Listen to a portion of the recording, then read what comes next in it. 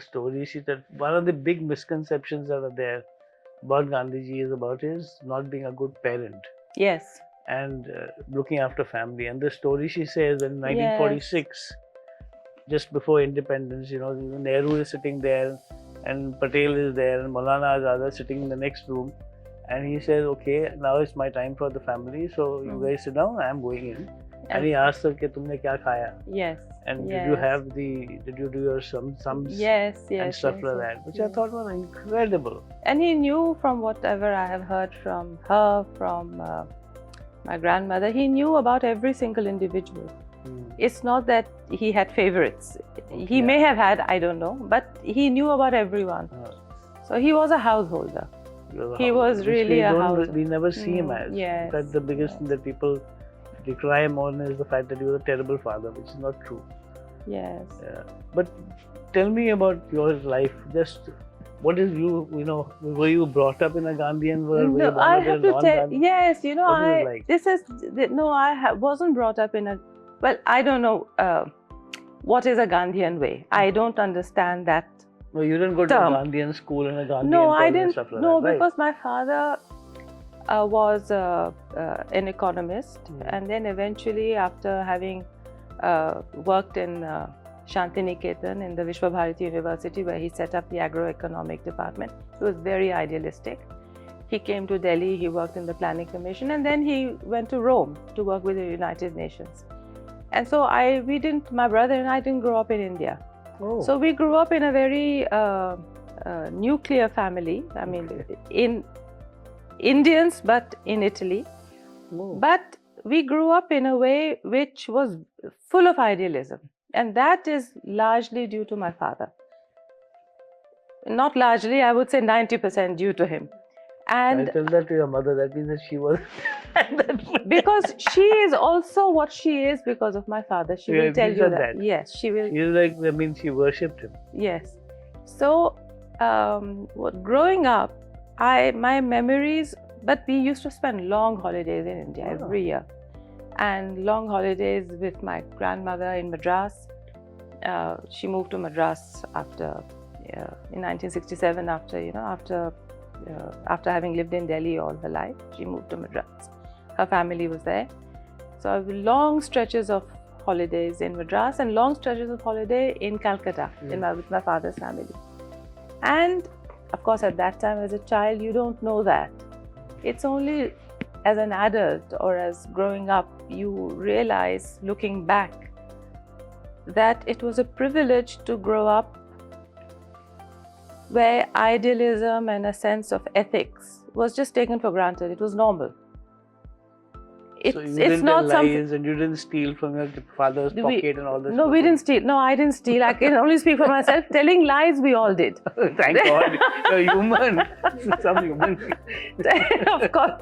That, of course, but I'm just saying it wasn't something that was explained. But my father was very, very, very clear. So, but about how one should lead one's life and the importance of education, the importance of truth, the importance of looking at somebody else with an idea that that person does not have enough. He was very clear in his thinking. So his influence on me and my brother was very powerful. Also because, I don't know if it came out in the conversations with my mother, my mother's family, both these icons, Raja Gopalachari, of course, along with Mahatma Gandhi, she came from a family that never looked back or spoke about the past.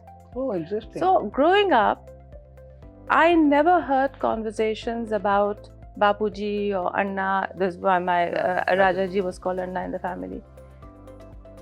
Of them as political figures or as activists or as... It was never discussed. It was never spoken of. If anything, it was just a conversation about grandparents or fathers or uncles or, as in all families.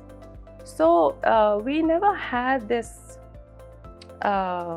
sense that we belong to some extraordinary, lineage.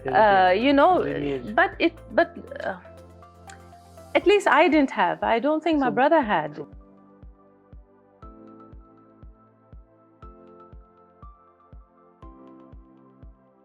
I don't know when I first knew, or when you wrote in that message, Gandhi moment. I don't know when that happened. I have no idea. I only know that growing up, not in India, but growing up in a country like Italy, going to an English school where, you know, being part of an international community, the name Mahatma Gandhi came up in unexpected places all the time.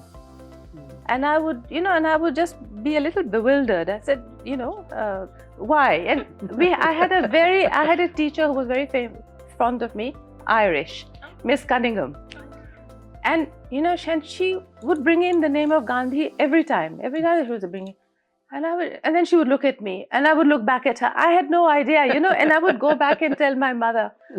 Anyway, so. But she knew that you were part from the family, is it? Yes, the school knew. And you obviously. knew as well. You knew, but you didn't pay much attention to it. But you know, it doesn't matter in school, you don't care. No, and it's not that you grow up. I mean, I don't know. It's we not didn't like grow up with that. Or something like no, that. no, nothing of the kind. Nothing of the kind. There was no judgmentalism. My upbringing was very fortunate. I was very lucky in the parents I had. Were you discriminated over there in Italy? No, not at all. Unbelievable, lovely, no? Yes, no discrimination, Absolutely. no nothing. It was post-war Europe, so they were also suffering. There was a lot of poverty. Until what age were you there? My father was there 20 years. You? So, but I did not live 20 years because I came back here. Again, idealism. Ah. And I came back here and I worked with craftspeople. At what age? I was 24. At 23, I came back. I worked at grassroots level with craftspeople, with some companies, and then afterwards I started working with children, rural areas, women and children, and then that has been my career after that. So what suddenly brought you there? I mean, from Italy, nice school, college, etc. Yeah, I did university. I did an MBA, but then I wanted to work here in India, and then that opportunity came up to utilize my skills to work in that. I wanted to always be in a developmental area of work. And then, I just came, and then I stayed on. Was there some organization or your own? I first of all worked with this company called HHEC, Handicrafts and Handlooms Export Corporation, which was working with these festivals of India that was taking place. So I was working with product development, with artisans and craftsmen to develop products for these exhibitions. That's how it started. And then, you know, you get introduced to the grassroots reality. You get introduced to children, their lives, their possibilities, what their aspirations are, educational levels, livelihood.